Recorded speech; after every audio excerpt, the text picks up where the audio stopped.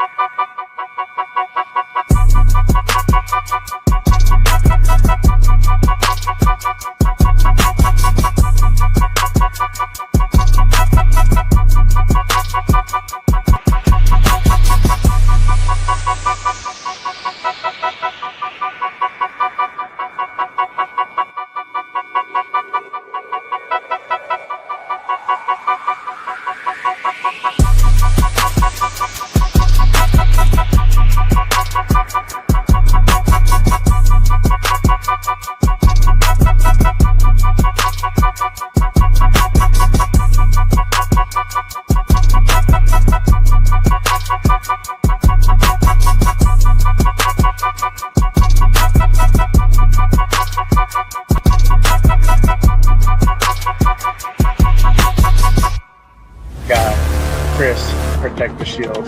Good morning, brother. How you doing? My guy, Lunatic Raider Legions. What is good? We on? Oh, hey! We on. None other than Mr. Chris, bringing none other than our guy, Joe Morley, bring out none other than the Violator, Wayne Marbury, bring out none other than the notorious Mitchell Grant.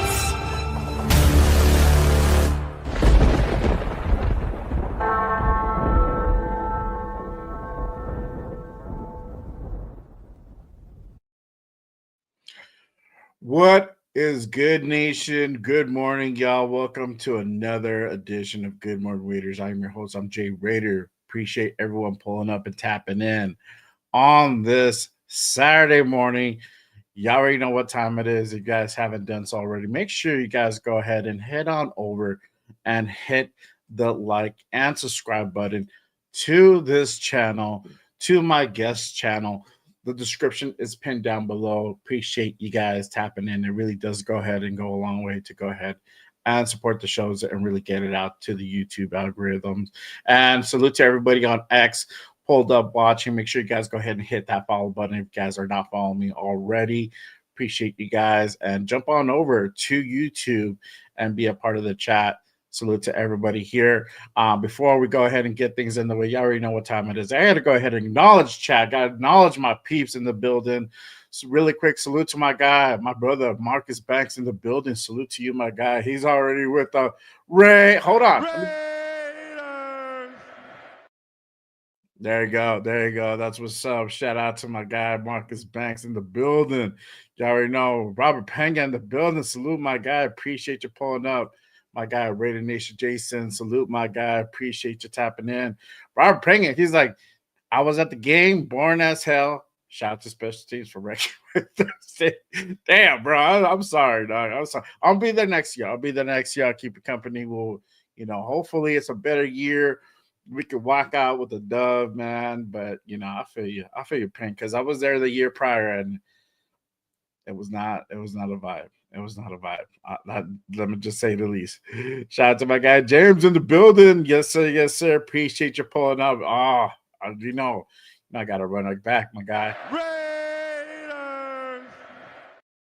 That's what's up. That's what's up. Salute to you, my guy. Appreciate you pulling up and tapping in on this Saturday morning. All right, y'all. So let's go ahead and kick this thing off, y'all. Let me bring out my next guest for today. He is one of the OG Raider fans. You want to also you could go ahead and put a super fan as well. He's been out since Oakland, one of the top content creators, part of the Raiderverse, alongside my guys Joe Morley, the Simone Raider, the Oos, Raider Jesse, the Go 209. Yo, He does this podcast with his girl, Bigger Raiderette, We Raider. Make sure you guys go ahead and tap in every week to that show. But let me go ahead and bring out none other than Kukui. Salute to my guy John. How you Good doing, morning, brother? Raiders. Appreciate you pulling up, my guy. How you doing? I'm doing great. How are you? Good, man. Good. Hey, I'm trying to. We were talking backstage before the show, and you're doing a little bit of recovery. I think so am I of this past week, and it's been kind of a rough week, and hence the title of the show. Hell of a week. It's been rough. It's been rough Yeah, to say the it's been least. exhausting. Like I drive to Vegas for the games from LA. Yeah, We drove out there. Actually, we went out there early. Like we usually drive Sunday morning and then drive back Sunday night.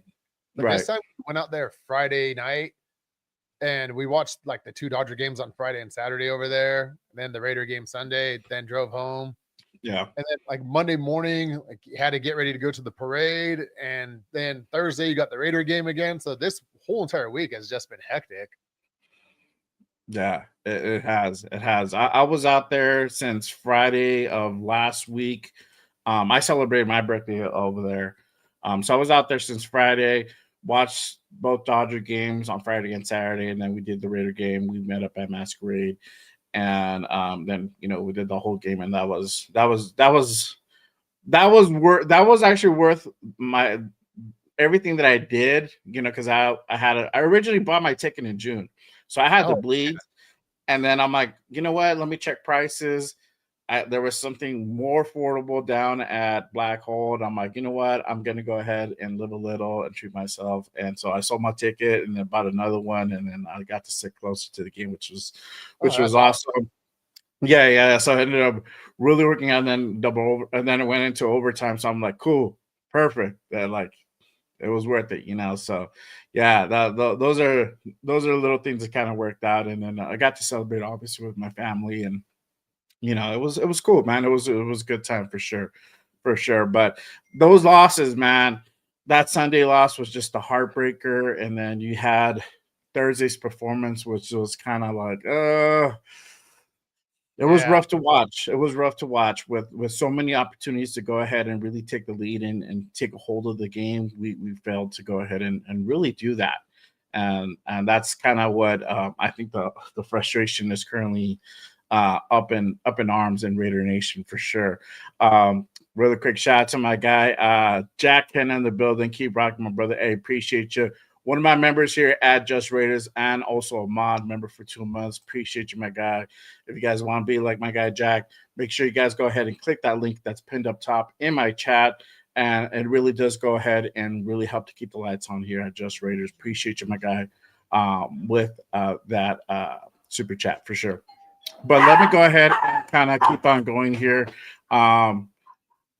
Let's see here. Obviously Raiders 2-7 now with 2 back-to-back losses. But I think the biggest story that happened in the last 24 hours was Raiders fire special teams coordinator Tom McMahon yesterday. I mean, I think if there had to be some blood given, I was looking to this guy to be the first one to give that blood. Yeah. No, like special teams have been really bad this year. And like, granted, you're not going to hit every play on special teams, but if they got 2 out of 3, you're a 4-win team. If you got 3 out of 3, you're a 5-win team right now. The special teams, I think, is the easiest out, and like subtle change that you can make to improve this team instantly, because you can't improve the quarterback, unfortunately. Right. Receivers, like, they're going to improve over time, but it's not an immediate fix. So I think firing right. Yeah, for sure. I think so as well. Give me 1 second. Got somebody in my door. They know you're live. They know I'm live, and they decided to go ahead and just pull up. But yeah, all right, there you go. Wifey got it. Cool. Yeah, I mean, it's just the performances that that's been given the last, I don't know, majority of the season with block punts. You got block field goals, and just like weird, you know, lineups and whatnot, formations that were literally just done out of nowhere. It's crazy. So, and that's one of the areas that definitely should not be lacking. If out of you can go ahead and say your offensive line, it's you didn't go ahead and get the right guys. You defensively we went and didn't go out and get the right corners, or there was injuries and stuff like that. But special teams should be the area that should be The kind Raiders of are strong. sound. Yeah. Right. And that hasn't been the case. So I want to ask this question now. Now that Tom McMahon is gone, are we actually going to see an improvement in special teams? What is your take, John, on just Tom McMahon leaving, and you think there is going to be an improvement in that third phase of our game? Well, I feel like anytime a coach gets fired, it doesn't matter like what position it is. The team is like, damn, that's on us. Like, our performance. So I feel like players do better when a coach gets fired the following week. Like, we don't know the leadership that they're going to have now at special teams, but it can't get much worse. That's like, we've hit pretty low on the special teams, and the Raiders, like, they've always had, or not all, like, for the longest time, they've had horrible offenses. They've had like the worst defense. But special teams was like the strong point of the Raiders. That's why you're paying AJ Cole the money. That's why you're paying Daniel Carlson the money, because you invested in your special teams year in and year out, and you expect them to show up. And this year, that hasn't been the case. Yeah, exactly. And it's funny that you bring up Daniel Carlson. That's literally the next part of my segment here. Is like, should Daniel Carlson return next season? He is on the last year of his contract. He hasn't gotten extended as of yet, and this has been very questionable, misses that's happened all this year, right? And if you kind of start thinking about it and going back and looking through the games, and some of these misses could have altered the outcome of games, right? Yeah. And so now it comes to question is like, should Carlson, come back next year, or and should we look, elsewhere for a new kicker? And we've always lucked out. We've always had the fortune of getting good kickers, getting good punters. Yeah. We never had a real difficulty in that department. Even when Shane Leckler left, we got Marquette King. He was really good. Once C Bass left, we ended up getting Carlson, and that's worked up until the last, probably like since last year. Probably you can say things are starting to get a little shaky, but now we're coming into this year and it's really been shaky. What are your thoughts? Should we bring back? Should we extend Carlson, give him one more shot, or should we go out and look elsewhere for a new guy? I think it's time to freshen it up a little bit. Like, he peaked in 2020. Like, he hit 94% of his field goals in 2020. Yeah. And every year since then, he's been progressively dropping. So like in 2021, it went down 1% to 93. Not huge, but it's regression. 2022, 91.2, another 1%. And 2023, he took a huge cut and went 86%. Yeah. And last year he was injured, and it showed, but he went down to 85%, which actually wasn't that much better than his year before. So it's not like the injury was a huge thing. And then this year he's only at 75%. So he's definitely like seen a decrease year in and year out. Yeah. And he's getting paid like what, a little over 4 million, which isn't the top, like a lot. Yeah, it's not. It's still in the upper half of the kickers. And like, you got Eddie Pinheiro, former Raider, who just went over to the 49ers, and he's making like $200,000 a year. And he's doing a better job than Daniel Carlson at like I think it's 4.6, if I'm not mistaken. Yeah. I think you could go with a younger kicker. I mean, not like Daniel Carlson's old, but you could you could draft a kicker in like one of the final rounds of the draft, and like, you're not asking for a high bar. 75% this year from Daniel Carlson just isn't what you want out of a kicker with experience. Yeah, exactly. Exactly. And like what we're saying, these points are adding up. It's at the end of the game. Like for example, that Jaguar game, if he didn't miss that kick, We're not could going into we have won that? Like we didn't Yeah. have to go into overtime, like the pressure. And it's not just that, it also puts pressure on the other team now, right? They're down by 3. Now the pressure's on them to go ahead and hit, go down the field and either tie or try to beat us.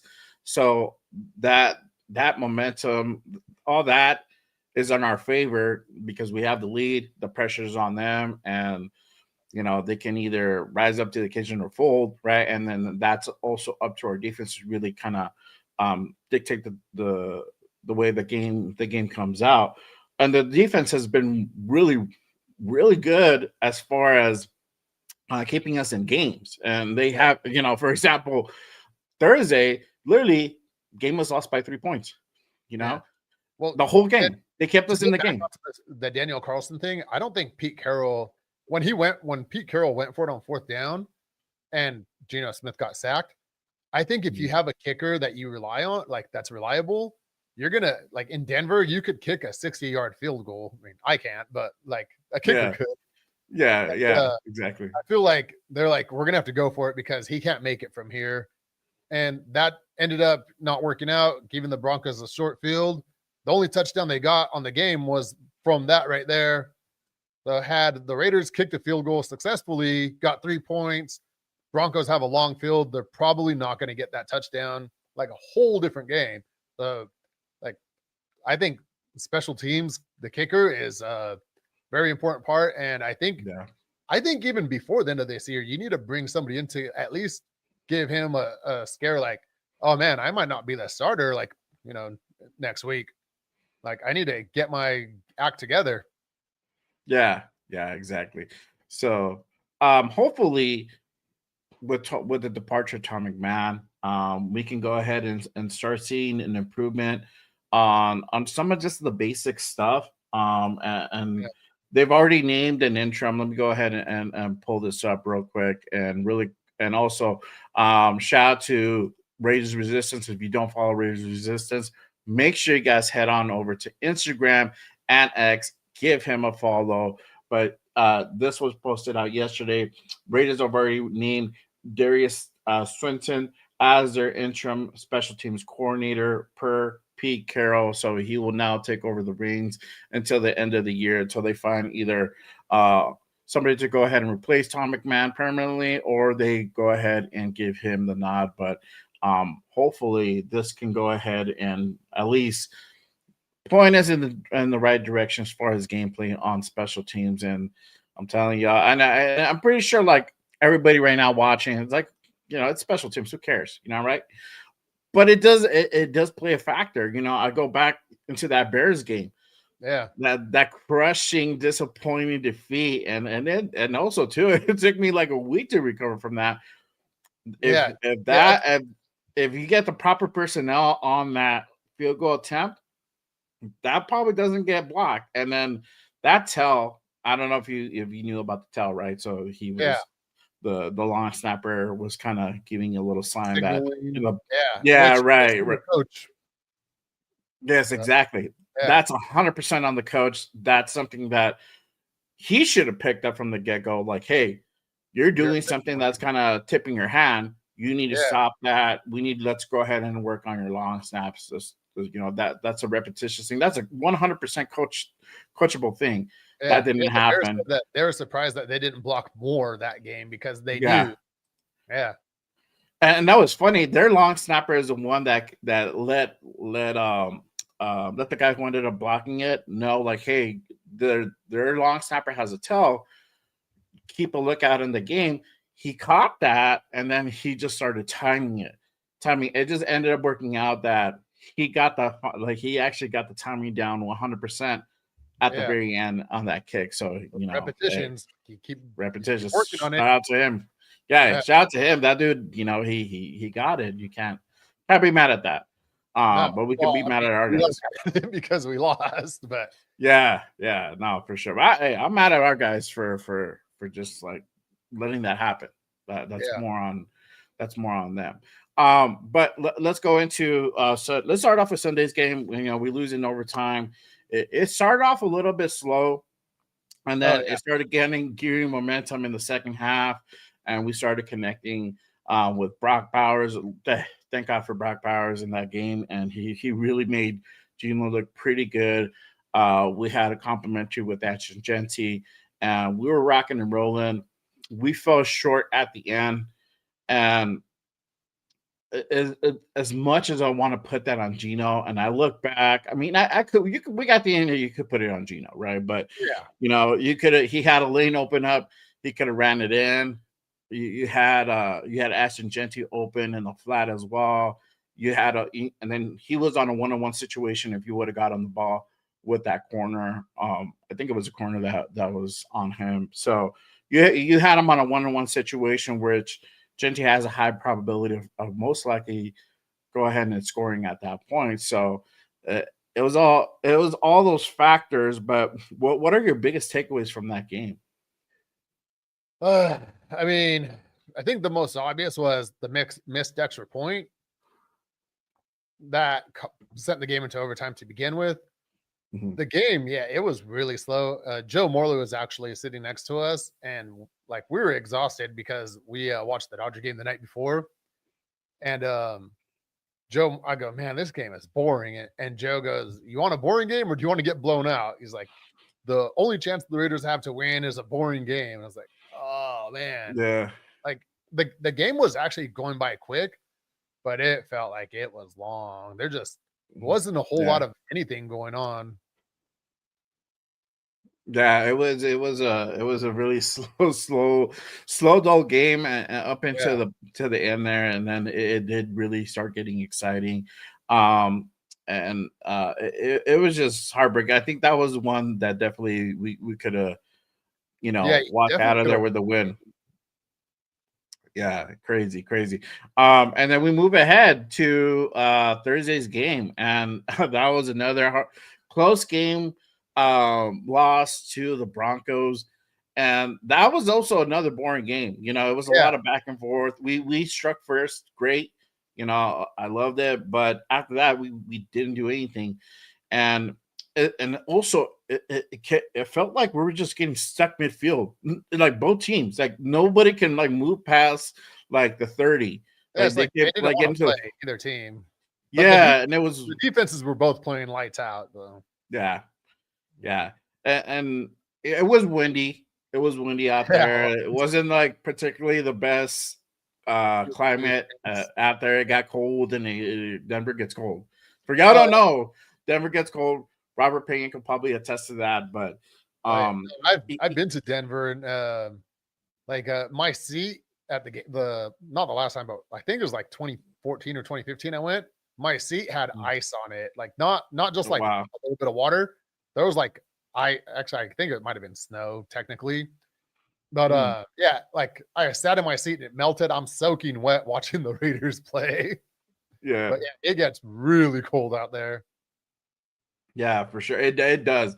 I've been out there for work, and it got down to 9 degrees when I was there, but it gets down to the negatives Yeah.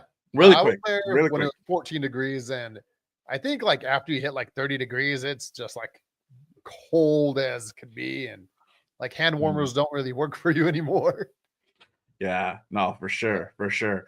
Um, and yeah, that was kind of the name of kind of the story of the game on Thursday. It's just they really couldn't get into the red zone a lot, and what really killed me, and I understand for trying to, and I'll play devil's advocate, and I can understand Pete trying to go ahead and create some type of momentum, but going for it on that 4th and 5, I think we went for it on 3rd and 2 with Oh, that Gino on sneak? that quarterback sneak that failed, and then we tried to like run it back again, and that was even horrible, even Yeah. more horrible. That We ended up was coughing up the football and yeah, turning it like, over in if like it a was 3rd and 1, perfect maybe you position. go for a sneak, but 3rd and Yeah. 2, Geno Smith isn't exactly like the nimble, and the Raiders don't exactly have the offensive line that's blowing the defense back a yard to get those 2 Right. yards.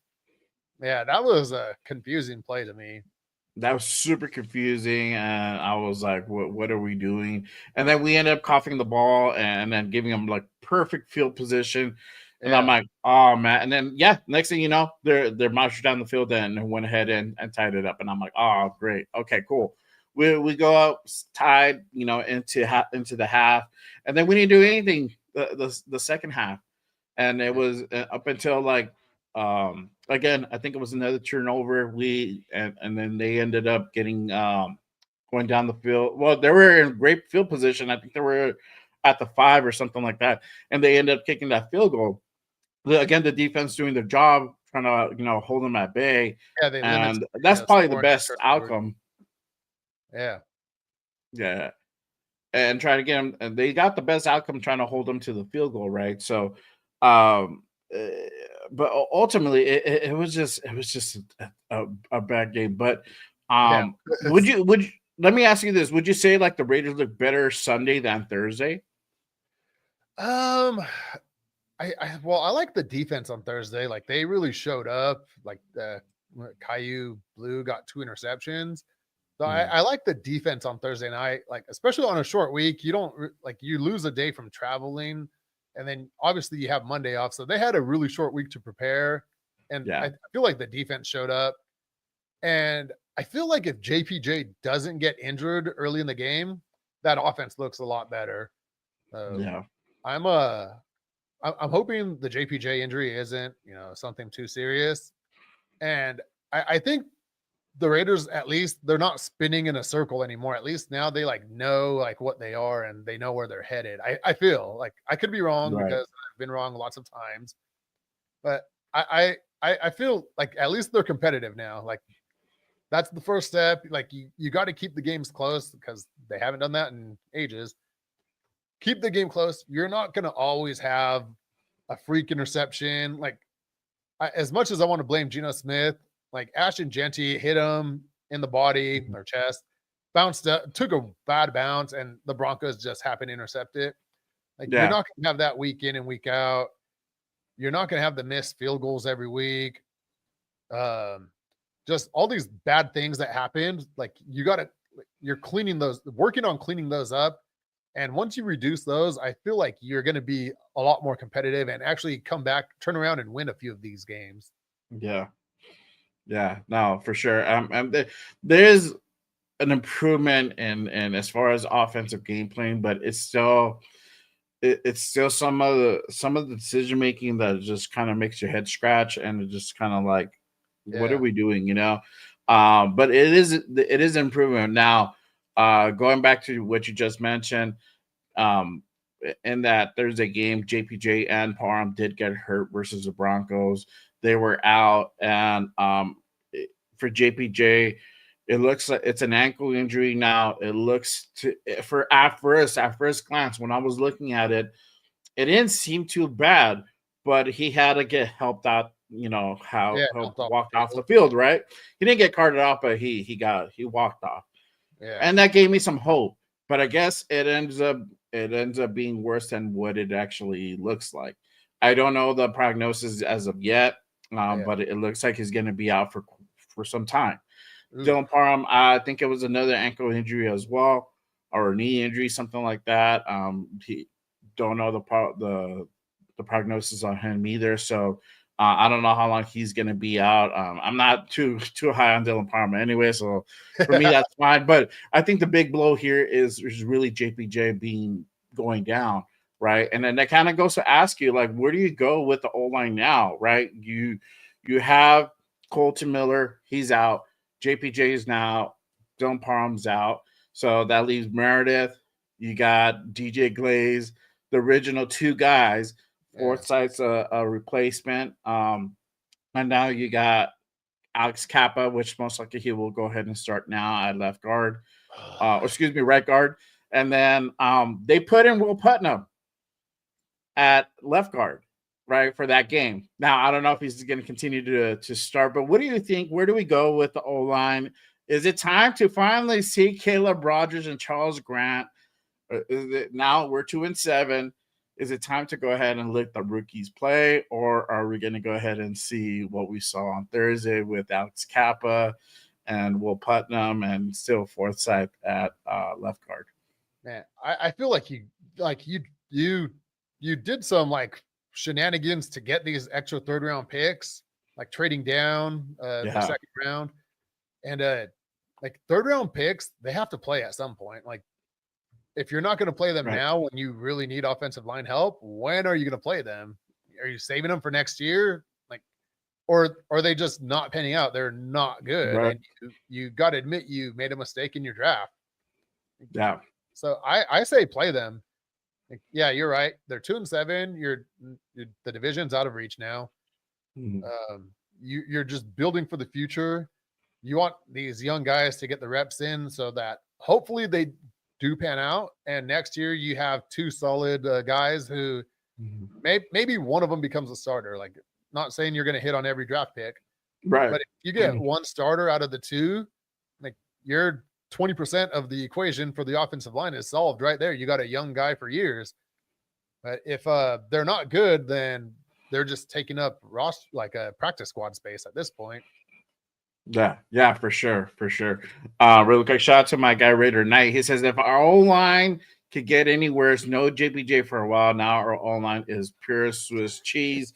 Your facts, my guy. Salute to Raider Knight for sure. And yeah, he says yes, start Grant and Rogers. 100%. I agree.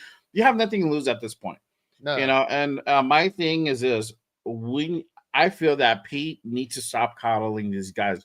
For whatever reason, he's like protecting these guys, and I don't know what he's waiting to unveil them for. And that's not what Pete Carroll is known for. That I don't know if anybody kind of forgot that, or they don't know.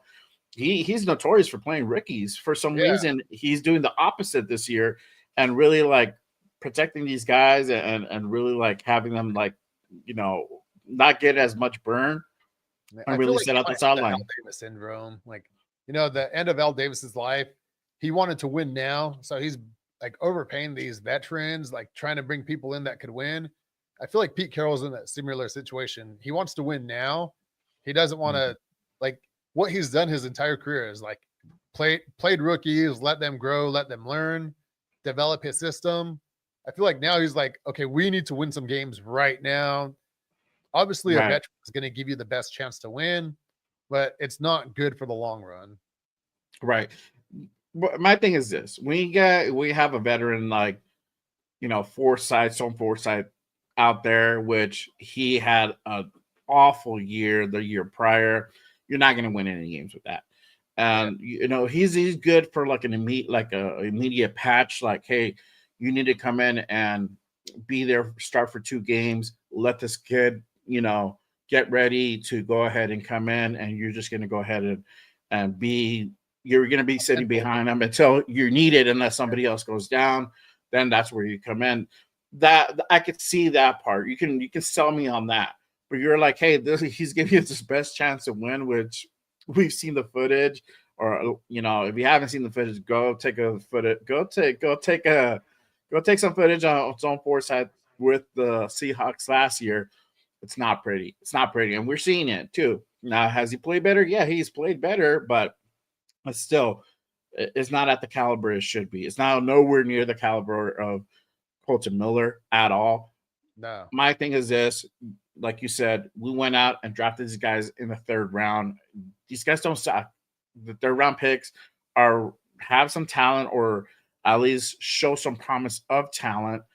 Why not play these guys, right? Yeah. And that goes not just for, you know, Caleb Rogers and Charles Grant. You also have, you know, guys like Jack Bash. You have Darian Porter as well. Guys that are out there that you went and drafted with, you know, up until the 4th round. Still not getting a lot of burn. You have Jack Bash on blocking duty. I mean, you know, this kid could catch. This kid is your Jacoby Myers replacement. You know, we just went ahead and sent Jacoby to Jacksonville. He's the guy who's supposedly there to take over, but he's been on blocking duty. We were still giving opportunity to Dante Thornton, and Dante Thornton hasn't really panned out. And I love Dante Thornton. But I don't know really where, I don't know if he's gonna, if he continues on this path, he might not pan out, and that's the thing that I'm kind of like very worried on with him. Kind of going to this part, man, adding more insult to injury. Gino also got hurt in that game. Are we finally going to see Pickett, or is it still going to be the Geno show? Now, an update on Geno. He has a quad contusion, so he basically has a bruise on his quad. So that's that area between your knee and your pelvis, that middle part of your leg. He has a bruise there, and it's like a mean Charlie horse, basically, Yeah. to kind of put it lightly. So, what do you think? Do you think are we still are we gonna see Gino come back and play Monday night versus the Cowboys in a week and a half, or are they gonna go ahead and take that flyer and put in Kenny Pickett in finally? I think if we were going to see Kenny Pickett, I think we would have seen him right after the bye week. I mean, you do have a little bit extra time since you're going from Thursday night to a Monday night game. Unfortunately, fortunately or unfortunately, I don't know which one it is because we don't Right. know what Kenny Pickett is. He is younger though, so I do like that part, but I think it's going to be Geno Smith until Geno Smith can't physically play. Because Pete Carroll, like that, the way he is like protecting Geno Smith, like in the media and everything, like I feel like he's definitely going to stick with him, which is Yeah. the exact opposite what he did in Seattle when Russell Wilson was the rookie. He put him in right away. And I know Kenny Pickett isn't a rookie, but Kenny Pickett has had some flashes, but he's also had a lot of blunders. I don't know if Chip Kelly is the right coach for him to pick a system up with, but I feel like it's going to be the Geno Smith show until Geno Smith can't like. I mean, you saw he was injured, and Kenny Pickett was coming in, and Geno Smith was like, "No, I'm going back in," and Yeah. Carroll was like, he wanted to go back out. Like, I was a little dumbfounded when that was the reason Geno Smith went back out because Geno Smith wanted to go back out. hmm yeah, and that's the thing. Like, going back, and that kind of reminds me of that game with Brock Bowers on how he got hurt, and we went out and put him out there for that Charger game, and it's just like, I understand these guys want to play, but literally we're 2-6 on that game.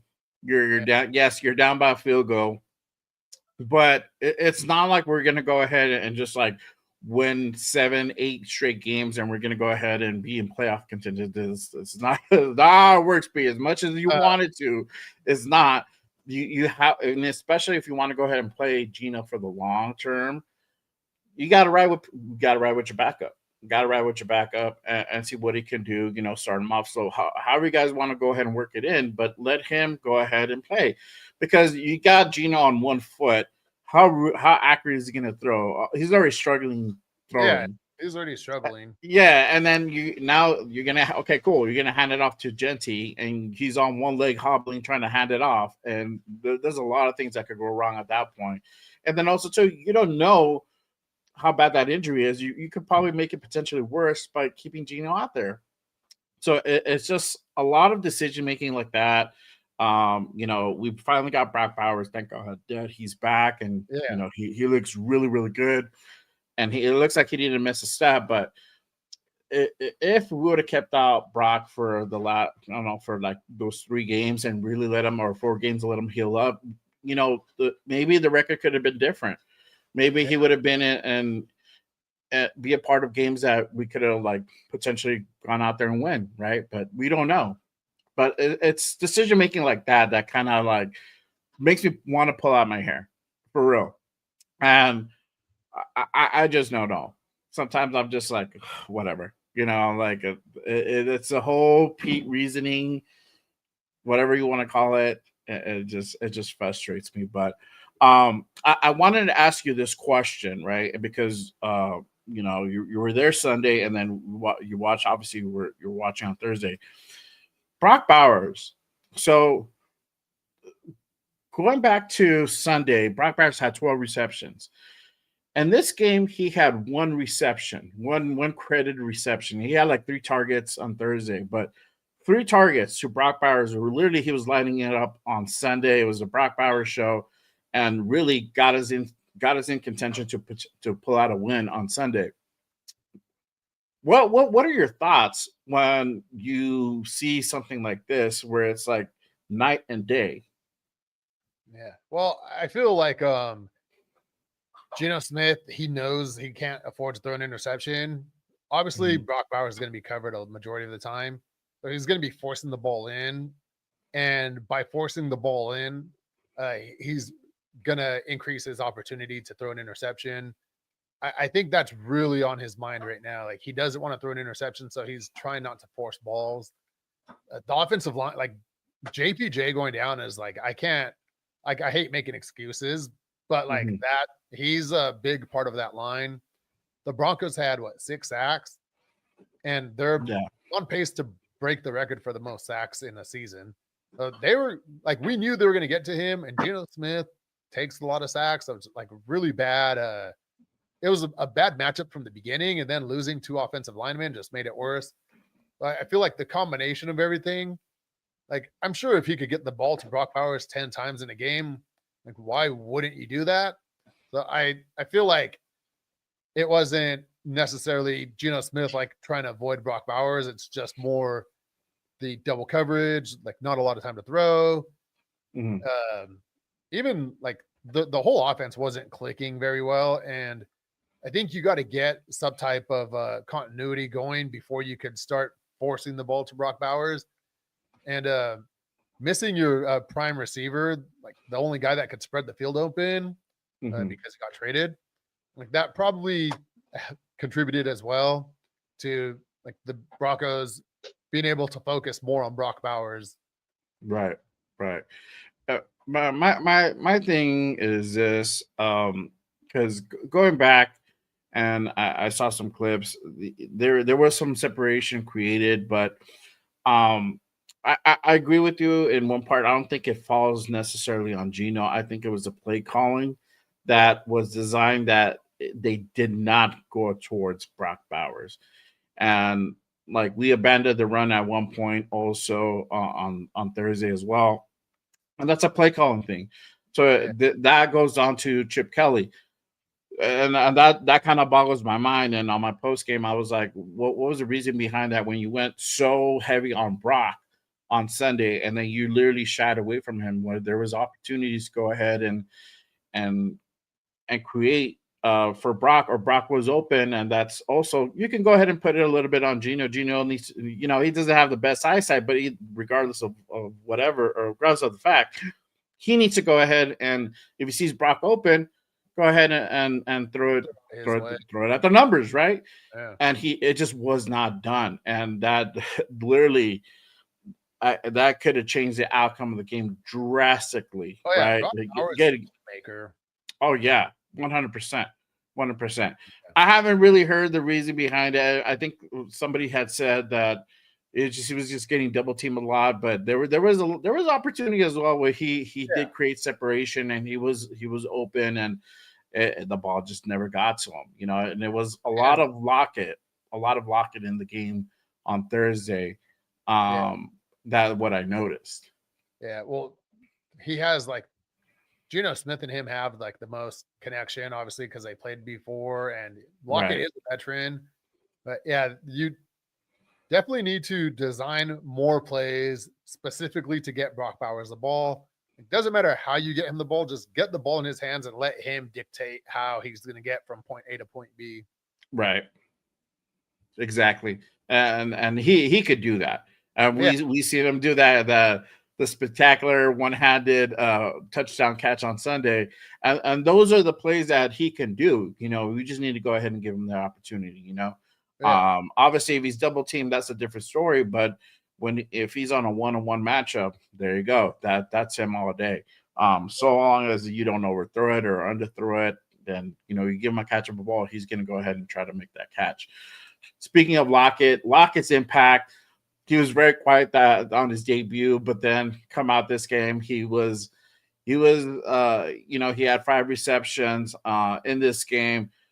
He was actually, that was crazy part. He was open on that overtime 2-point conversion Oh play, yeah, but just couldn't connect to him. And that sucked. That would have been amazing if they were able to go ahead and connect. But yeah, he had 5 receptions, 44 yards in this last game. How do you see him moving forward? Going for the rest of the season. What type of impact do you think he's going to make? Obviously, he's on the older side, yeah. not what he used to be. But you have that continuity, you have that familiarity with Geno Smith. Obviously, it's more of a security blanket for Geno. What type of impact do you think he's going to go ahead and make?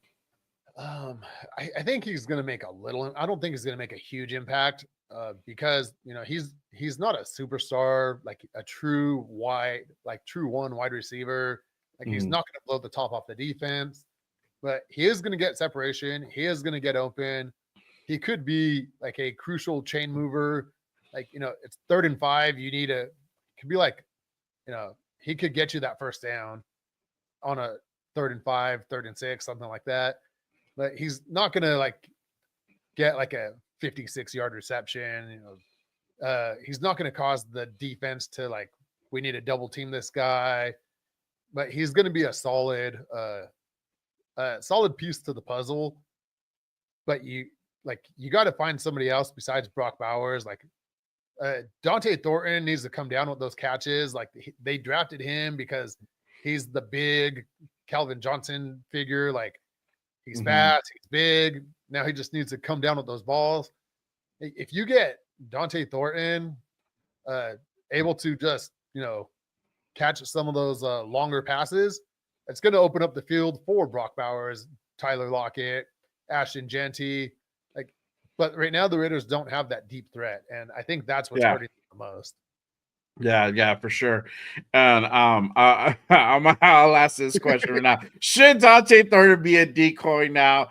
Look, I was really high on Dante Thornton. I thought he could be something potentially really really good for us in the future. Obviously, there was work that needed to be done, but looking at it now and just kind of how the season's transpired, I'm really trying to raise eyebrows and really question that. Um, Not only just his route running, right? He just can't create that. The only way he can really truly create that separation is by his speed. That's just he's just Yeah, one. He's on that go trajectory. He's gonna create that separation. He's just gonna smoke you. That's all. But when the ball is thrown to him, he has a super hard time making those catches. The hands have been an issue. We've known about this, right? Okay, cool. Maybe there could be some improvement, and it has not improved whatsoever. He'll make the easy catch. That's great. But going back to that Thursday game, Gino, hey, credit to Gino, he put that ball perfect, right yeah, in his hands. Dante couldn't come down with it. He had the separation. If he catches that ball in stride, he's gone. That's yeah, 6. Or at least big play, right? Let's say he catches it, and he loses his momentum and falls down, whatever, right? That's a big play. We gain like 30 on that play, whatever, right? But those are the things that kind of kill me about Dante Thornton, now I'm just like, just go out there and be a decoy for a while, bro. Like until you learn how to catch just footballs, run straight, just keep just run running. straight. Even if you create separation, the ball's not gonna get thrown to you. You're just out there to be a Yeah, decoy, create opportunities for the guys down there. Like I don't know if he improves. He does need a lot more work, and I hope he really does start working hard towards improving his catchability, because he right now it's just sad that we have a guy like that who shows a lot of promise and doesn't look like he's gonna pan out yeah. as of During the right now. draft, everyone's like, "Oh, he's like the Calvin Johnson type," and like, you know, I watch some college football, but I'm not like my wife. She watches like college football religiously. Yeah, Well, yeah, like like I hear the names and I'll watch like the bigger games, but I'm not like waking up Saturday morning to watch football countdown and the 9 o'clock game and then the 10 o'clock game. Like I'll watch it if it's on, but I'm not paying a lot of attention. So Right. we didn't really hear a lot of him until like the combine. And then like a lot of people are like, oh yeah, he's like the Calvin Johnson type. And I'm like, dude, Calvin Johnson, like even if he's like half of what Calvin Johnson is, which is a big ask still, Yeah. like we're in good shape. Like, yeah, let's go. We got a guy that you can just throw the ball up in the air and he's 6'5". He's gonna come down with it. Oh, And yeah. that hasn't been the case. No, that has not been the case. And that's the thing also too, then, and that goes kind of, you can attribute to like just him being a rookie. He's not going up for those balls. And that's the Yeah. difference maker. He's not jumping up and trying to grab those balls out of midair. He's waiting for that ball. He just has his hands out like this and waiting for the ball to be delivered to him, as opposed to for him going out and getting those balls, right? And being physical. He's not using his physicality to his advantage, and really, like, going out there and just grabbing those balls. And that's something that you learn that you can get better at. Yeah. But is he eventually going to go ahead and start putting that into practice? I don't know. I hope so. For our benefit, right? But at this point, I think he's right now better off being a decoy than actually, being a guy that we actually start, continue giving targets to. The guy I really want to see targets being thrown to is Jack Bech. I hope, even with the addition of Tyler Lockett, we can start seeing that, because every time we throw the ball to him, he catches it, no matter what it is. Like, so long as it's not super high and it's not like bouncing off the ground, he can catch that ball, and he's making first down plays. He has that awareness now. He's made mistakes on lining up, blocking. Right. There's little rookie mistakes that you just gotta hash it up to that, and that's okay. I get that, and I'm okay with that. As at the moment, I might not be okay with that, but later on, I'm like, okay, that's okay. It's better. Throw him the ball. Keep throwing him the ball, and I'll be okay with it. But if you don't throw him a ball, you have him out there on blocking duty, it's gonna piss me off. But what do you think about Jack Bech? Do you think of it? Do you think you should get more burn? He should get more targets. What are your thoughts on him from what you've seen so far up until this point? Yeah, you got to play the young guys and get them the reps, because now you're just building for next year at this point, which it sucks. You're at the midpoint of the season and you're building for next year. You like even Dante Thornton, Jack Bech, you want them to get comfortable on the field, trying to create some separation, attacking the ball, coming down with these plays. And, a lot of people described Jack Bech as like a upgraded Hunter Renfrow in the draft. And I was like, wow, we're getting an upgraded Hunter Renfrow and a shadow of Calvin Johnson. Like, we're going to light up the scoreboard with these two. Yeah. Like you just got to keep giving them the reps. You're probably not going to win a lot of games, but like you're saying, like you run Dante Thornton on a decoy, like you have him out there running, just run straight. And, maybe one of those, 10 routes actually hits. And then now the defense has to respect the deep threat a little bit. But right now there's no deep threat to respect, which is causing a problem to get separation for all the other guys, including Jack Bech. And as they get those reps in, they get the balls thrown to them. They're going to get those reps in where they could actually figure out, hey, this isn't college anymore. Like, these guys know what they're doing. Separation in the NFL is like not what it is in college. We got to work harder. This is what we're going to do to get the ball. We want the ball thrown to us. This is what we're doing to make sure that you're throwing the ball to us type of attitude. Yeah, for sure. I agree. And it's also just preparing them for next year, just see what we got. Right. And like you said earlier, and I want to kind of touch on that a little bit. It's just like we went out and got these guys in the third round. Jack Bech is a second round pick. Yeah. It's crazy that we go out and waste these. Right now, they're waste of picks. Outside of Aston Jet, they're waste of picks because we haven't really utilized them. Even Aston Genty wasn't being utilized with their like Chip Kelly's load management at the beginning of the season. Right. Yeah, you drafted this guy to play him. He's young. Young guys could grind it out. Yeah. They recover exactly. a lot quicker than us at our age. Yeah, they did. Oh yeah, oh that's for Yeah, sure. But uh, to me, it's like I think there's a big disconnect between in the front office between Spytek and Pete Carroll because it looks like a lot of these guys, some of these guys were Spytek's picks, and then you have some that are mixed in with Pete's picks. You have, Darian Porter is like a Pete pick. You have Dante Thorne, that's a Pete pick. You could tell yeah, because he's tall guys, right? And then you got like guys like Jack Bash, you got Tonka Hemingway, JJ Peace. Those are more like the Spytek's picks, and we're noticing that those guys are not getting a lot of burn. They're not getting a lot of reps. And you yeah, literally have guys like Jack Best just on blocking duty, just out there blocking. Like, I get it. That's important. But also, to give these guys opportunity, give these guys like 4 targets in a game. Let them see what he can do. 4 targets is nothing. It's nothing. Split it up. 2 targets each half. Cool. See what it can do. Utilize them in key situations, or if you see that, because Jack Bash can run a route, he can go ahead and convert for you on a 3rd down situation, and then that's what you were saying earlier. Put him in those 3rd down situations. I keep seeing that like it's my key secret every game. Utilize Jack Bash, especially on those 3rd down or in the red zone situation where we struggle a lot. Use them.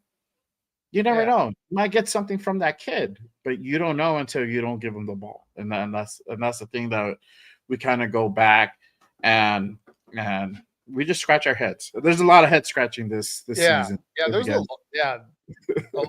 I hate questioning stuff because like all those people know way more football than I'll ever know. Right. But they're making these head scratching decisions that like the general public is like, what the hell is it? What were you guys thinking?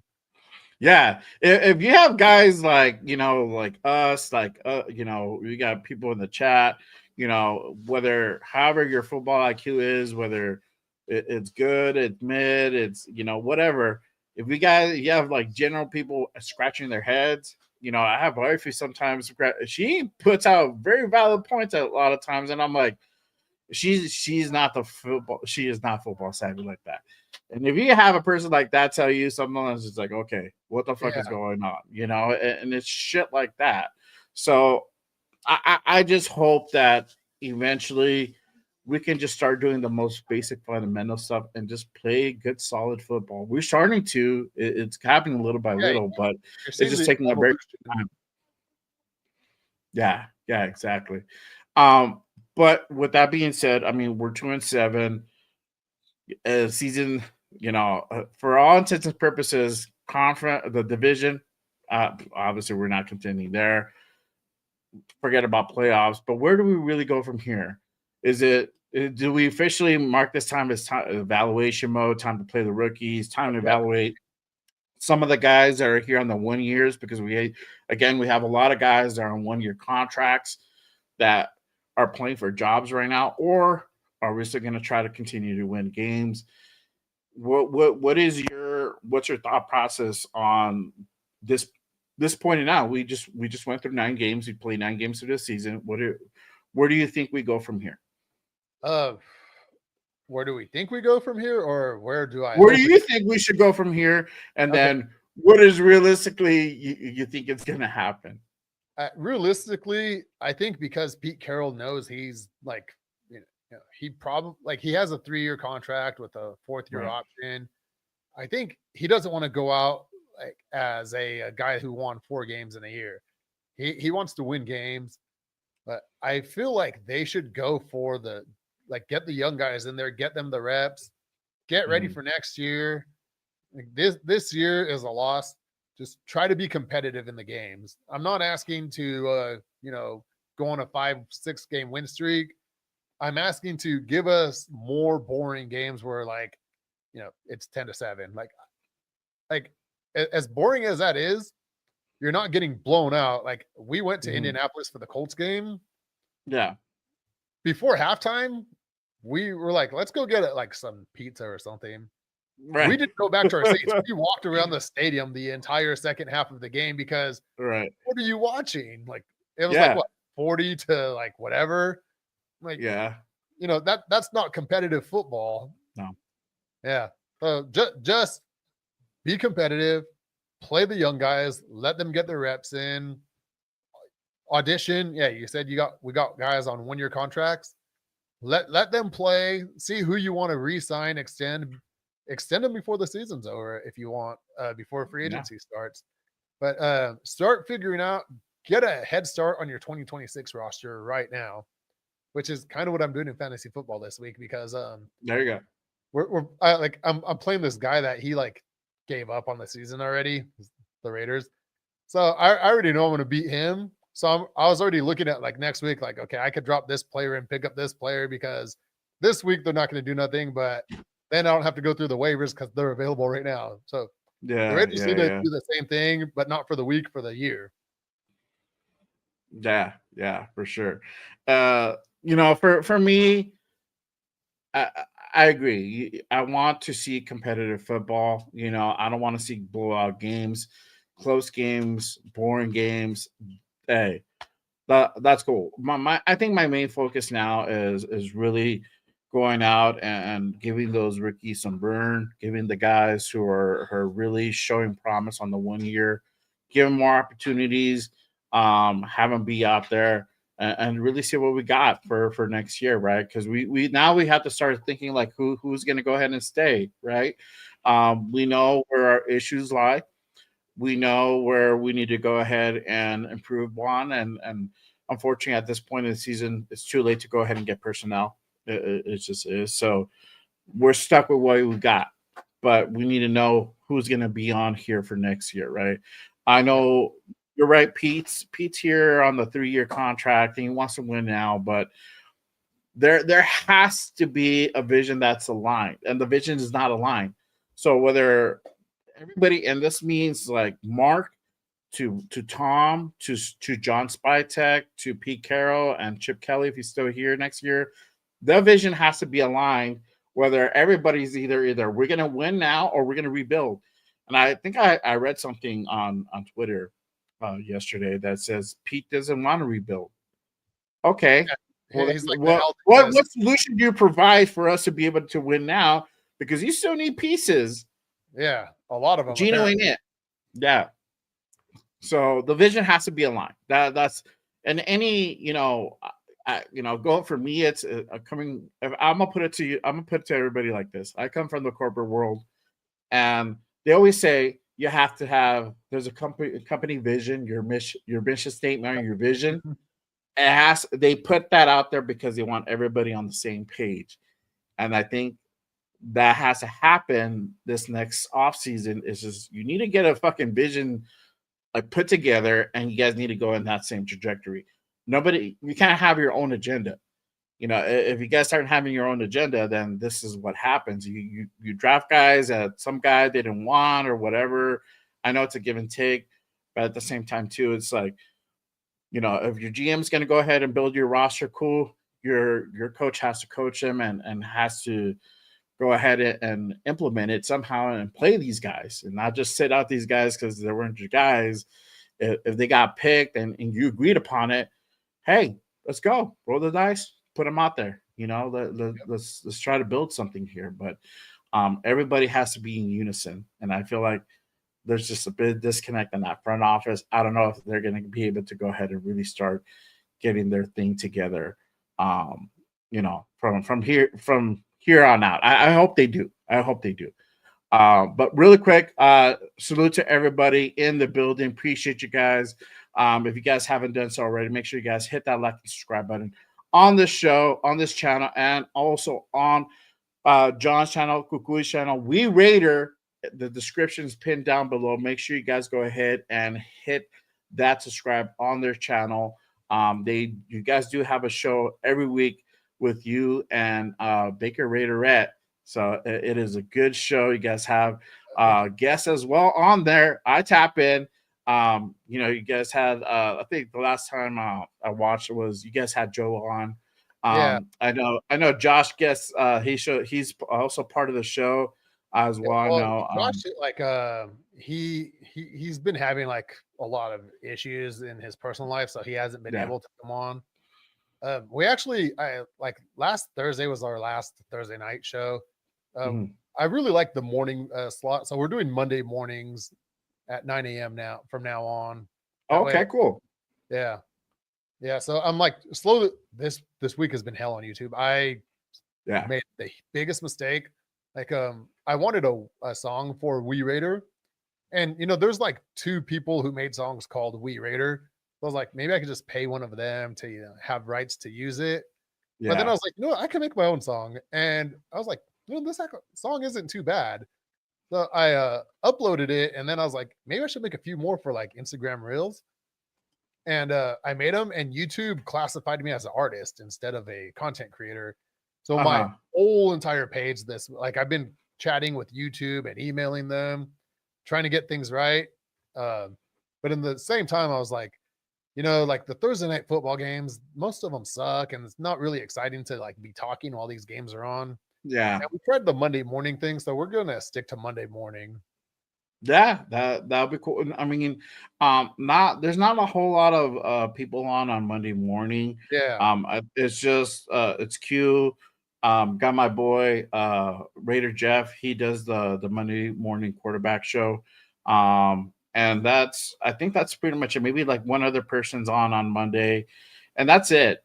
And then you don't have anybody on until like about noontime, and that's where you have the other content creators that start popping on, like yeah. Graph pops on like around noon.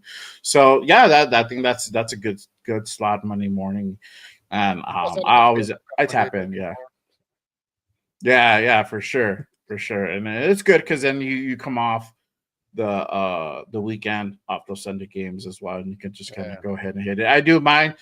For me, I have to do it in the afternoon. I got work in the morning, so like I'm at it at 8 a.m. and I'm not done till 4 my time, and then I'm like, cool, got about 2 hours to go ahead and do the show in the evening time and kind of hit it from there for sure. yeah, So there you yeah. go. The evening time Make was sure kind you of guys. hard because you have a lot of like people going on. Like our friend All In Autumn Win, like Yeah, when we first started doing the show, we're doing it on Tuesday, and then All In Autumn Win would like debut his vlog on Tuesday at the same time we started.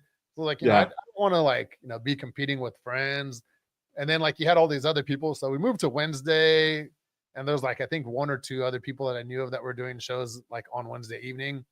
And that yeah, got crowded too. So I was like, let's do Thursday. And like, I do get there's a lot of Raider content creators, and I just want to try to find a way so that we could all like get our views in and not be yeah, competing with each other. So I think Monday yeah. morning is like a good spot for us. Yeah, it's a pretty good spot. It's a pretty good spot on Monday mornings. Tuesday Yeah. mornings too. I think Tuesday mornings are another good spot as well. Yeah. That's why I chose Saturday mornings. I'm like, not a lot of people do shit on Saturday morning. Yeah. And shout out to my guy Raider Jeff again. I told him, hey, I'm gonna do a Saturday morning show. You want to jump on? He was my first guest ever. So um, we're gonna. I'm gonna wait. I'm trying to wait as long as I can to go ahead and bring him back and do the 1 year anniversary of Good Morning Raiders. And yeah, for me, it was just like trying to do another solo show. And I'm like, I'm gonna do one in the morning because I was just doing the evening ones, and it's just like it's hard because you're competing a lot, and hey, sometimes you're gonna step on toes, and sometimes you don't, and Yeah. you just kind of have to like wiggle your way around and whatnot. So yeah, I get it for sure, for sure. Um, I'm going to go ahead and move into our final segment of the show, and that is the spotlight. Meet our guests.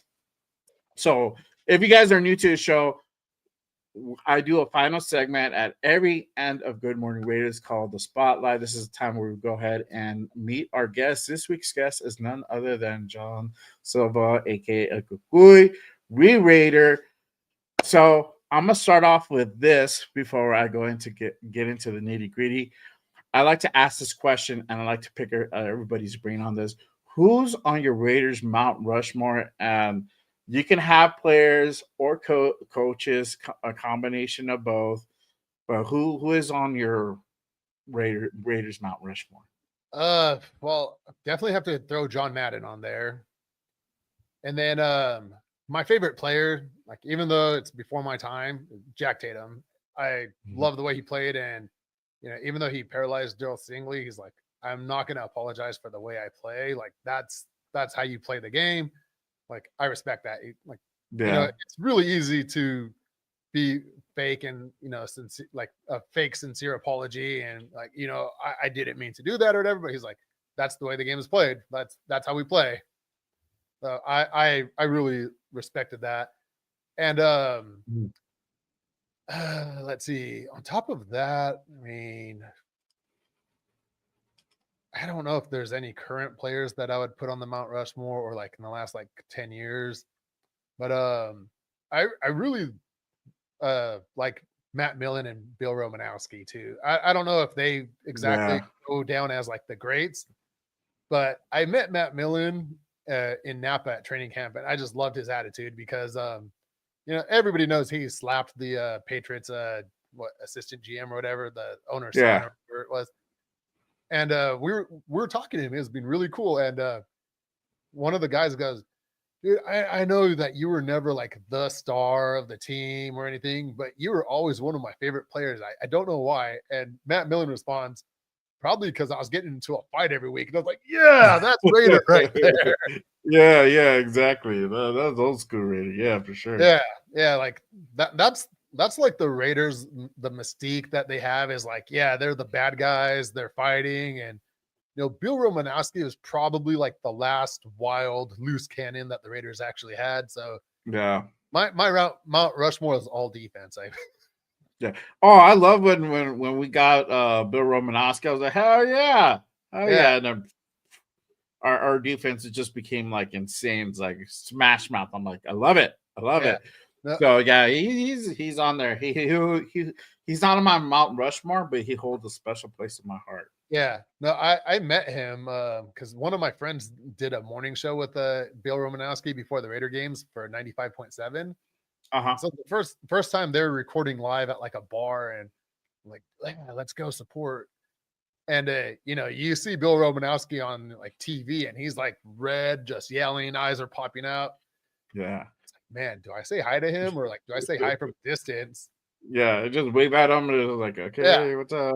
he ended up being super cool. And I told him like, hey, I just started working out. I see you have a nutrition line, like the Nutrition 53 protein shakes. And he goes, oh yeah. He goes, you want some? And I was like, yeah, I've been wanting to try it.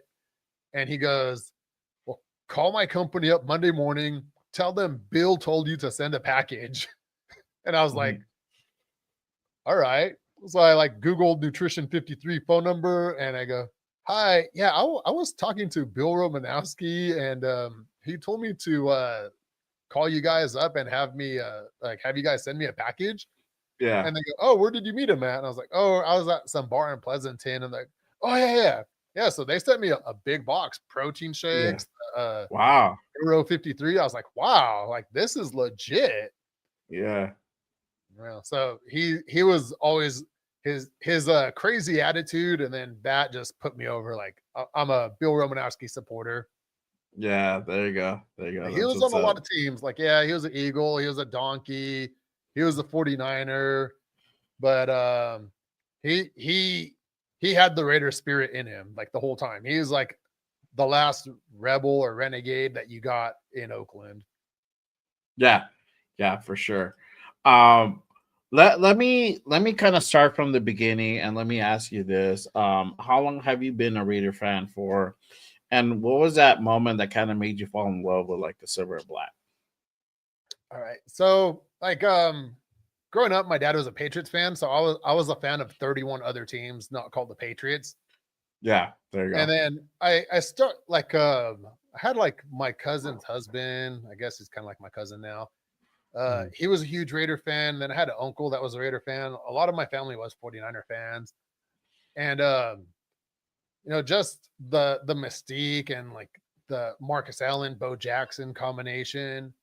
And so I was always a fan, not a huge fan like I am now, but I Yeah. leaned more towards the Raiders than the other 30 teams that weren't the Patriots.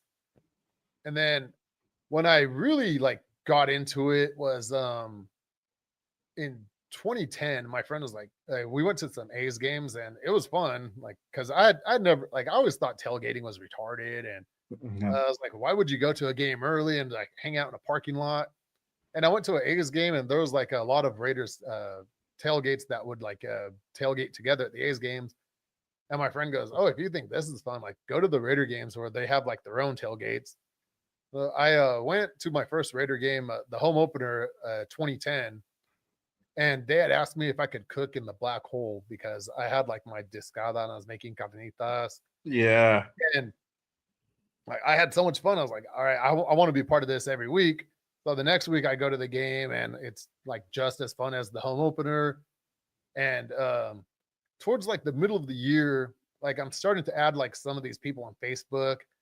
And it's supposed to rain Sunday at the game against the Chiefs, I bet. Like I don't know for sure, but it always seemed to rain against the Chiefs.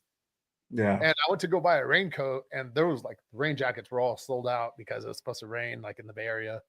So I posted on Facebook. I was like, damn, I tried to get a raincoat and there's like nothing out there. I had like 5 or 6 Raider fans like, oh, just stop by our tailgate. We got you. Like we have an extra raincoat. Yeah. And I was like, wow, this is more than just like a team with fans. This is like a lifestyle and like a family atmosphere. And I wanted to be part of that. And like I met up with somebody and they like let me borrow a raincoat. And of course, some people were like giving me advice, like just buy garbage bags. And I was like, it's not a bad idea. And I have done that before. Like they work. But yeah, just meeting these people and the black hole back then, you got to hang out with them, and Gorilla Rilla, Oaktown Pirate was like awesome. He would like take me under his wing and like, hey, like we got to go over here. We like, let's do this. And you want to keep like a clean persona. And I just felt like we would hang out, like not just, go to the game, tailgate. Like they had like their barbecues where they like come, like, especially Oaktown Pirates, like they come over to my house, we're barbecuing, and like you're meeting all these Raider fans that you see at the games, and you're just hanging out with them. And sooner or later, like pretty much all of my friends have evolved from Raider games. Yeah. I know. Like it's just crazy that I met for me, I met like a lot of people that I would never think of meeting, and it's just crazy. Just going to some of the Raider games, doing this now, it's just like meeting all these people, and it's cool because for me, especially when I first came out to, I'm in New Mexico, so when I first came out here, I'm like, man, who am I gonna like hang out with, or who am I gonna bond with to like watch Raider games? I'm like, I guess I'll watch them by myself. My buddy, he kind of gave up already on the team, and I'm just like, all right, whatever, bro. Like, go sit over there and start corner and cry. That's all good. But then I started doing this, and like I'm meeting all these people. I'm like, wow, this is crazy. Like, so now it's like the camaraderie, the family atmosphere is totally get it. Yeah, for sure. You feel like instantly. Let me kind of shift over really quick. Let me ask you this. What kind of inspired you to really start doing Raiders content creating? Talk about a little bit about We Raider, how that formed, and then I put it out there earlier, Raiderverse, and I know because Simone was like it was supposed to be something just between like the group chat, and it kind of like got put out there, and now everybody's kind of talking about it. So talk a little bit about that, and just kind of what inspired you to do Raider content creating. Well, I didn't start off doing Raider content. Like I was completely clueless on what content even was. I started dressing up to Raider games. Like I had my face painted, I had the spikes on my head, and I was tagged in a lot of pictures because I'm taking hundreds of pictures every game. And like in 2019, Instagram sent me a notification like, if you do 2 10-minute live streams, we'll give you $100. And I was like, this is like not real. So I literally just turned on my phone and I'm walking around at the game, just live streaming. I had like 3 viewers. Like I had no idea what I'm doing. And so it like sent me like a check mark, like, okay, you got one of the 2 done. like do one more within the next 30 days. Yeah. So I just walk into my car. I turned on the live stream again. It's like, congratulations, you got $100. And I was like, is this real? Like, this is not real. And then they like, I used to have a really bad lisp. I actually just went to speech therapy like 2 years ago for it. Actually, I just finished 2 years ago, and I just finished last year because, you know, before 2019, I never, like, videos weren't even a thing. I just, you know, took pictures and people tagged me because I was dressed up. Like, I could show, like, I don't know if a lot of people know, like, because it's been Oh, such I have the picture. You want me to post it up? I got it. Here. Let me share that with everybody so that way people can get a little bit of context. And you started doing this since Oakland, right? yeah, like The Oakland 2011, days. no, yeah, 2011 or 2012. But yeah, that was actually like one of the worst paint jobs that I had. But yeah, Yeah. like I used to go to the games like that. Every game in Oakland, I'd get up at 4 a.m. So yeah, it was easy to take pictures with people, get tagged, you get followers. But then like 2019, things started changing. Like they want more videos. And I was like, all right, like, because Instagram told me like back then you didn't have to get like 10,000 views on a video. Like it was just like post 3 reels within 30 days and we'll give you like $50 or $100 or whatever. Yeah. So I was like, all right, let me try this. So I would talk on a video and my lisp was so bad and everyone's like, oh man, my boy is bent right now. And I'm like, I don't even drink. And like some people would point out that I had a really bad lisp, and like a lot of people were like, "Oh, you're really fruity," and I was like, I was born with it. Like I didn't even know you could get Right. speech therapy. Yeah. Like Yeah. when I was a kid. So that's pretty much how I started. Like the content creation was Instagram enticing me to post reels because I had like a decent following, and Yeah. it just kept going from there. And then like in 2020, I wanted to do YouTube. And I had a friend that wanted to do it with me, but then they're like, you know, like let's just do the audio, and I don't want to be on video, and I didn't really have very many options, and I wasn't comfortable enough with myself to just go on there by myself to do it. So that didn't work out very well. Right. And then the year that Josh McDaniels was a Raider, I was like, you know what? I've wanted to do this for years. Like I'm gonna do it. So I did the We Raider, but I was like, let's like nobody wants to talk about Josh McDaniels, and like I didn't want to be really negative. So I was like, all right, like after the season's over, we'll like start rolling it out. And Josh McDaniels got fired. I went live at like 11 p.m. at night when we got the notification. And Yeah. Yeah. I I was like, you remember know that. what? Like now's the time to do it. Like we got Antonio Pierce.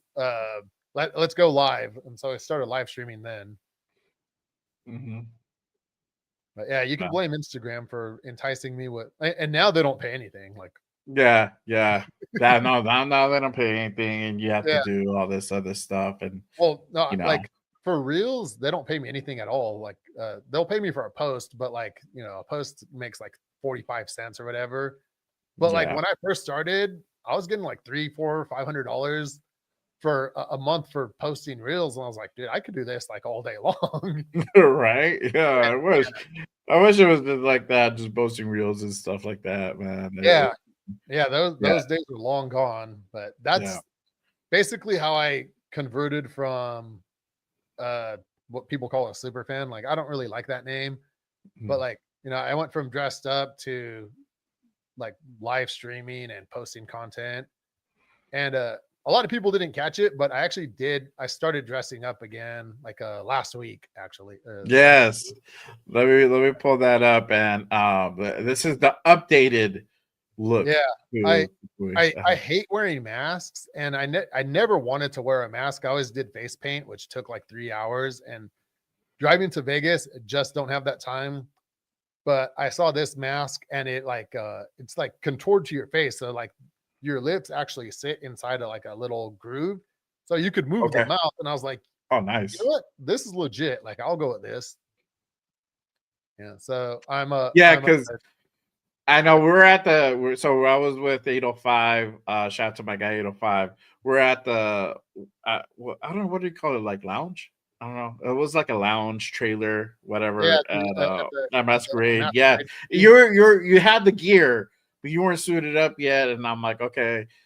And like I didn't see it, and I didn't see the mask. I just saw like the upper part, the armor, the The leather, leather. right? And I'm like, all right, cool. I'm like, all right, he's gonna get geared up. That's cool. Like, and I didn't get, and I you guys went to go do something else, and then me and 8 to 5 went to go like grab some more food or Yeah, something. yeah. I just And did it then we really lost it too. Yeah. because it was really hot, and I was like, It tripping. was really hot. It wasn't super hot, but it was like 80 degrees in Vegas, and then like there was no cloud cover, so you got no shade. Yeah, Unless it's like under straight shade. sun. Oh And yeah, also, I don't know what the hell I did to my neck and my shoulder because that mask weighs like maybe 8-9 pounds. Like it's heavy. that's a lot. Yeah, That's a lot for a mask. yeah, It's heavy. Yeah. yeah. So Jesus Christ. I was like, I wanted to wear it like throughout the week to get used to it, and I didn't have that chance because my neck was just really sore, and it was still a little sore at that game. So I was like, I'll just do like a quick trial run, see how people react, and I was kind of nervous too because like I did like that picture that you posted earlier was like the only time I dressed up in Vegas, Uh-huh. and since then it like 2019 was the last time I dressed up, so like I was Yeah. pretty nervous. Yeah. And shout out to Joe Morley. He was like, Oh we're yeah, trying to get him to dress up again. I'm like, do it, bro, do it. And I'm glad you're slowly bringing that back. That's didn't tell cool. anybody, so none of them knew that I was dressing up that game. Yeah, that's and that's from Oakland. That started in Oakland and it just evolves. And there you go. That's what's up. I love what's up. Um, let me ask you about kind of the Raiderverse. How you're linking up with Samoan, you're linking up with Mr. Fitz, Joe Morley, MC Raider, uh, all in on him, Brian Fowler. Shout out to him and his journey. I think he's already at the halfway point or just over the halfway point. And you can do it, bro. You can do it. Got a couple more months to go, and you're done. You'll get that record. Shout out to him. Actually, Make sure you follow. he's Make sure you follow oh, Brian because yeah. Brian, that is a great journey he's on right now. Yeah, he actually the record's only I think like 32 or 33, so he's gonna like Yes, smoke the record. But he's at 26, right? He's at 26. somewhere around there. Yeah, so he less than 10 games, he'll have the record broken, but he wants to like pad his stats and like get it way up there. Yeah, he wants to make it like unattainable or like Yeah. close to unattainable. But he also like I had him on the show back in August, and he's like, I'm just trying to go so give myself some cushion in case like there's some games that just don't pan out. And there was a game, I think there's a game that it's questionable like whether he's gonna get credit on or not. And he's like something happened where he couldn't get footage or something or whatever, but he's like, hopefully goes through. Yes, a signature. That's what it was. Somebody can validate it or something like that. And yeah, so hopefully that goes through for him because he has everything else. But yeah, they signed it like the following day, so he's good. Oh, okay, cool. That's good. So yeah, talk about just kind of the Raiders and how you clicked up with those guys and linked up with those guys and whatnot. We blame Steve for the Go Power Raider. Yeah, like if people don't know Steve, he is like the group chat king. He will create a group chat for anything. So he made this group chat. I think he was asking us to like post a flyer for him or something like that. Yeah. And it just, he asked like all the content creators. And I think he asked like two guys who weren't content creators. Like they got tired of it and they left the group. Mm-hmm. But yeah, so it just started off as a group chat. And then they actually Joe Morley, I love quoting this because he goes, remember that one time when the bald-headed Javier guy was talking about Steve put all of us mutants together because of our superpowers? And I was like, we're the X-Men. And yeah, so they like started with the Raiderverse. And then All in Autumn Wind just made like a AI like logo for the chat, and that's all it was chat. And the chat just evolved into like people were like, I want to be part of the Raiderverse. And it's like, we're literally just a chat, like a bunch of jackasses talking shit. Yeah. But then like some companies they're social media savvy, and they realize like, hey, you got a group of like the content creators who are like pulling the most views, and like you could like the Confirmed 360 masquerade party actually started off at Joe Morley goes, it would be really cool if we could all tailgate together, because before like everybody would go their own direction. And he Yeah. goes, I'm gonna pitch to the Confirmed 360, like if we could just like all meet there to like tailgate and promote their party. He was like, is anybody opposed to me like throwing your name out there? Like, because when I contact them, I'm gonna say like, these are the people that are in the group chat, and Yeah. you know, do you want to trade like promotion for like access? Mhm. And everybody was like, no, I'm cool with it. So he went out there and he threw everybody's name out there, and they set up a promo code where you get like 10% off if you mention the Raiderverse. Yeah. And then at that point, I think at that point, people were like, wow, this is more than just a group chat. This is like a group. Yeah. And so I was throwing it out there. I was like, like I'm cool with this being a group chat. If you guys want to do more than that, like I'm cool with it. But I'll tell you guys right now, I do not want to be responsible like for like holding events. Like I don't mind hosting, but like I'm not putting my money up to, rent out a place. Like some people wanted to do that and like host Yeah. Raider parties and stuff like that. I was like, that's way too much work. And I've been around like, the League of Bandits, the Black Hole, the Raiders Crusaders, where not every event is a successful money making event or even break it even. Like I've seen Yeah. events where they just like lose their ass. And I was like, if somebody wants to host something, like I'm down to host, but I'm not putting in thousands of dollars to have an event with my name on it. Yeah. Like I don't want the responsibility. Like I'll show up and like I'll post it on social media, but I'm not signing contracts and I'm not doing all this stuff. And I think a majority of Yeah. them agreed, like, that's doing way too much for what we're not an established, like, the Black Hole puts on events, and they have the connection, they have the money to Right. do it, they have the notoriety. It's like we're literally just a group chat. Like we need to like recognize what we are. Yeah, yeah, exactly. Yeah, I same, bro. Like, it seems like a lot of work. It seems like a lot of work, and it seems like, man, it's just a lot of time and effort Yeah, and headache would go into that. And hey, shout out to Raiders Crusaders. He likes doing that. That's great. yeah, That's something that I would do, not necessarily. I'm like, I get overwhelmed like trying to plan my daughter's birthday party. I can yeah. only imagine like how to plan a party for like hundreds and thousands of people. I'd be Events like, where you have I'll to have be security and insurance. Yes, exactly. And I'm like over here freaking out about like what am I gonna do for my party, or what am I gonna do for the wifey's party? Like I'm like freaking out. I'm like, yeah, I can't do that stuff. But yeah, no, that's cool. And Masquerade is pretty cool. I got a chance to go ahead and kind of experience that this Yeah, past Sunday, and it was really cool. It's literally a big tailgate, a really fancy tailgate at that as well. You have all you can eat and all you can drink, whatever it is, if it's good liquor, beer, whatever, all you can eat, and it's an all-inclusive event. And the cool thing is as well, for those people who are thinking about hitting that up, and I had Joe here a few weeks ago as well, and he was also kind of promoting it. They have a big inflatable screen that they put up, and they have the morning games. They yeah. have the ticket, and they have the morning games, and people are Red just zone chilling. show. They're eating, they're drinking, and they're watching the games.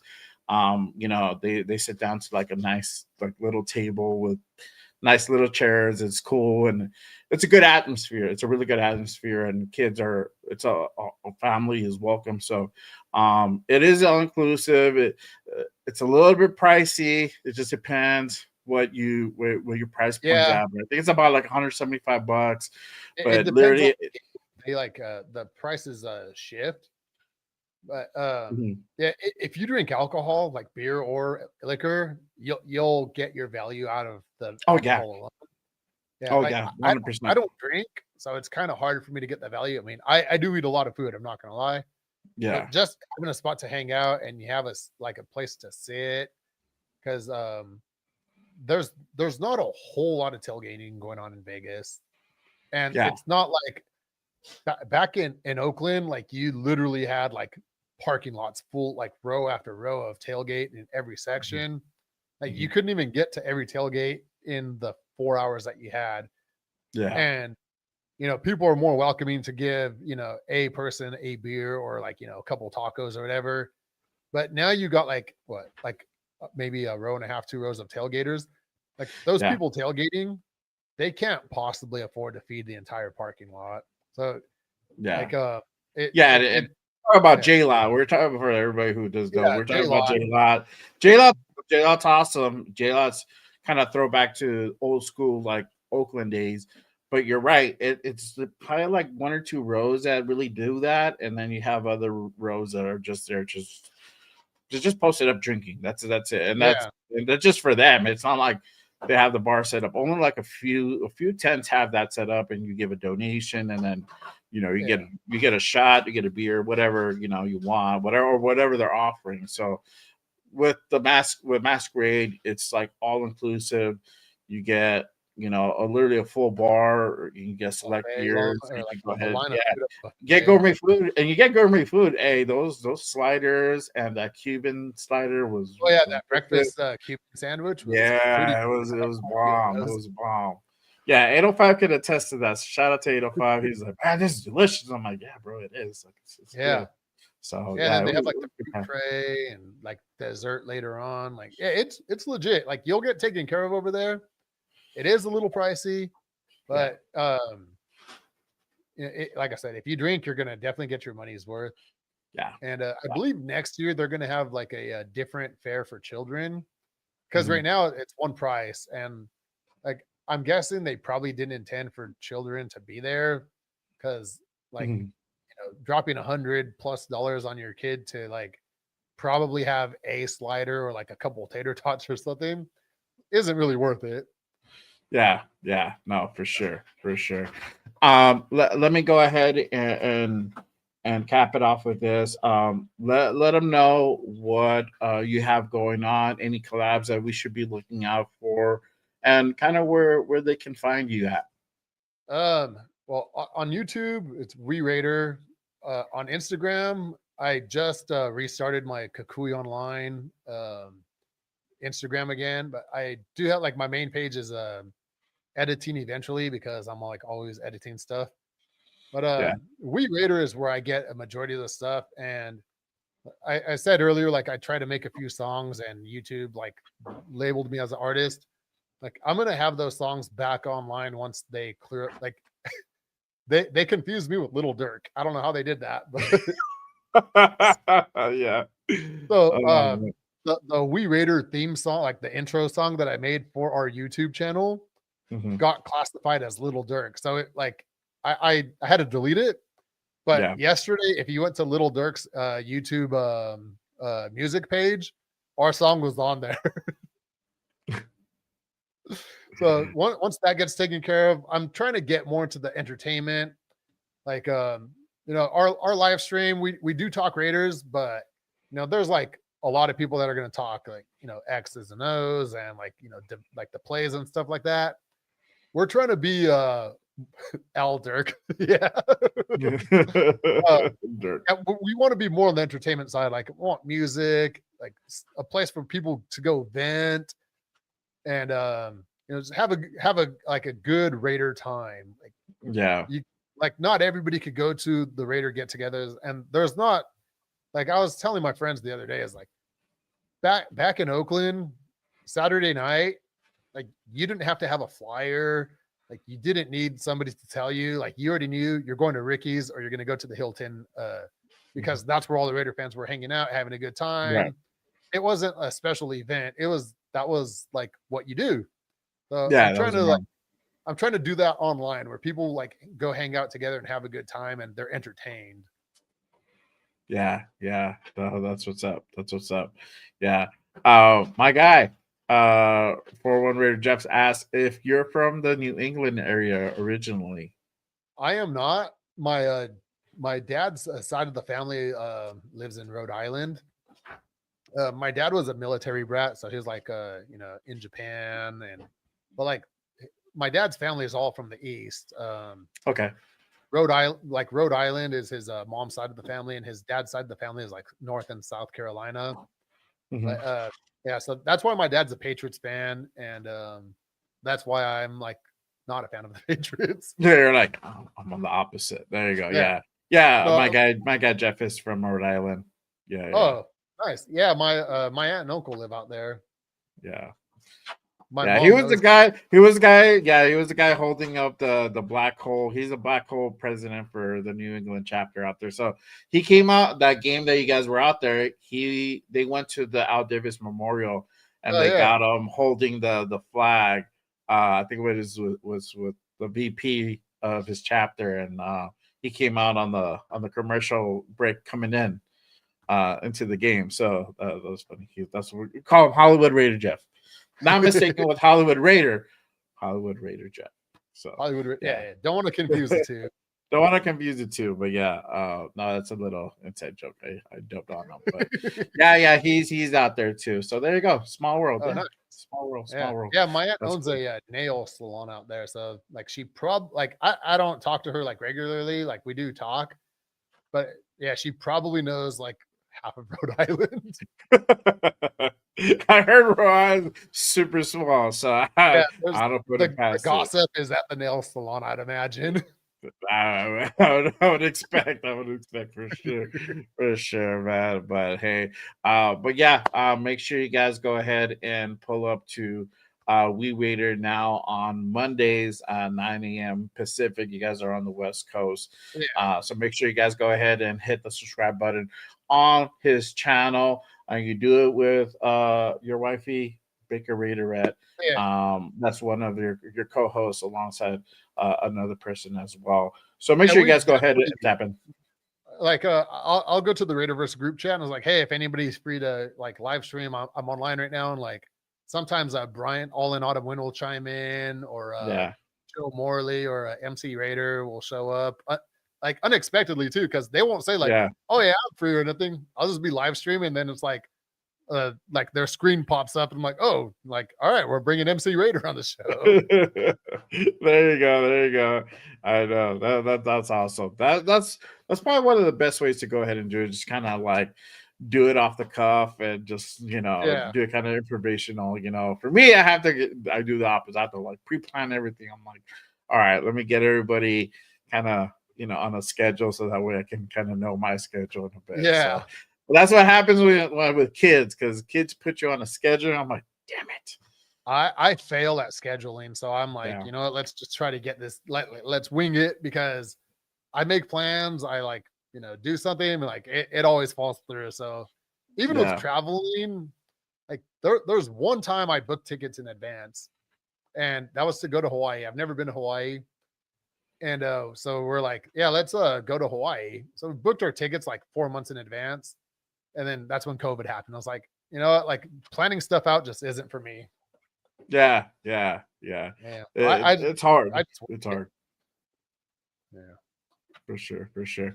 But hey man, I appreciate you pulling up and rocking with me on this Saturday morning. It was great talking weird football. We Yeah, got to thank you for definitely go having ahead me. and do it again. Hey, my Yeah, pleasure, man, for sure. But yeah, make sure you guys go ahead and hit that subscribe button on his channel. I have his description pinned down below on the description on the channel, and then also go ahead and give him a follow on Instagram if you guys are on Instagram. Make sure you guys go ahead and hit that follow on John's profile for sure. But that is our time for today. Again, appreciate everyone pulling up and rocking with me on this Saturday morning. As usual, if you guys haven't done so, make sure you guys hit that like and subscribe button on the show. Turn on notifications. Obviously, I do shows 2 days out of the week as well. On top of this one, I got Monday with Raiders Unfiltered. I rock Wednesdays with my guys, Raider Jeff there. and Tito Linus and LV Rated 10. We do the Raider Connection and the post-game reaction show during the season. Get those immediate reactions to the win or losses. And however that comes out, that's how it comes out. So I'll make sure you guys go ahead and hit the notification. I'll be on next Saturday morning as well, again, for another episode of Good Morning Raiders. I will have my guy, Slim Fit. He'll be my guest on for this coming Saturday. Finally got him to go ahead and come on the show. I was able to go ahead and persuade him with my excellent persuasion skills the other day at the masquerade. So he's gonna be finally coming on. So make sure you guys go ahead and pull up. It's gonna be a really, really good show. We're gonna be getting ready for that Monday night game versus the Cowboys. Man, that's gonna be an interesting one. So let's see how that one plays out. Hopefully it's a competitive game. So we'll see. But make sure you guys go ahead and tap in for that show next Saturday morning. But other than that, that is our time for today. Appreciate you guys. Love you guys. I will see you guys on Monday. Appreciate you guys. Enjoy your weekend. Stay safe. You know, if you guys are gonna watch football, make sure you guys be careful and don't get your hopes up. Okay. It's going to get better eventually one day with us. I know, but that's what real teams actually look like. But other than that's it for me, guys. I appreciate you guys. I'll see you guys next time. Always remember, just Raiders, baby. Peace. Go Raiders. Go Raiders.